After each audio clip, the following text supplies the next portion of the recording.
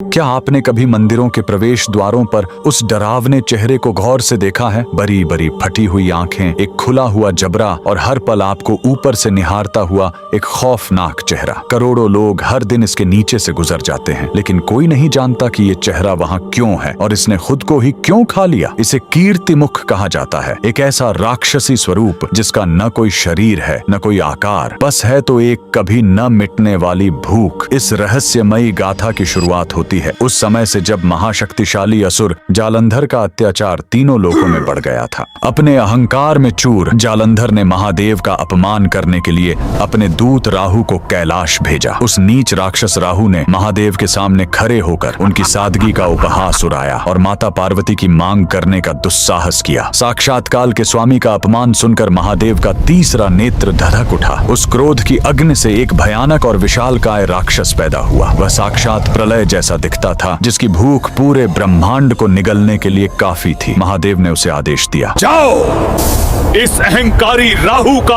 अंत कर दो। जैसे ही वह विनाशकारी राक्षस राहु की ओर झपटा, राहु के प्राण सूख गए। वह समझ गया कि साक्षात मृत्यु उसके सामने खड़ी है। राहु तुरंत महादेव के चरणों में गिर पड़ा और क्षमा की भीख मांगने लगा। करुणा के सागर शिव ने उसे माफ कर दिया, लेकिन अब एक विकट समस्या खड़ी हो गई। वह भूखा राक्षस जो महादेव के क्रोध से जन्मा था, वह तड़प उठा। उसने गरज कर पूछा, प्रभु, आपने इस शत्रु को तो जीवन दान दे दिया, लेकिन मेरी इस राक्षसी भूख का क्या?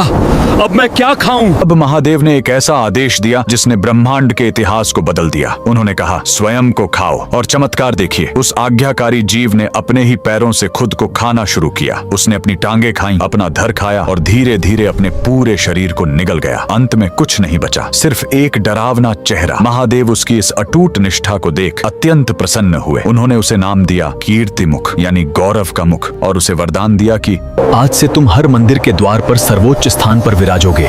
जो भी भक्त मेरा दर्शन करने आएगा, उसे सबसे पहले तुम्हें प्रणाम करना होगा। कीर्तिमुख कोई सजावट नहीं, एक चेतावनी है। महादेव ने उसे द्वार पर इसलिए बिठाया ताकि मंदिर के भीतर कदम रखने से पहले आप अपने अहंकार को वहीं बाहर छोड़ दें। भगवान शिव के इस रहस्यमयी गण के लिए कमेंट में हर हर महादेव जरूर लिखें।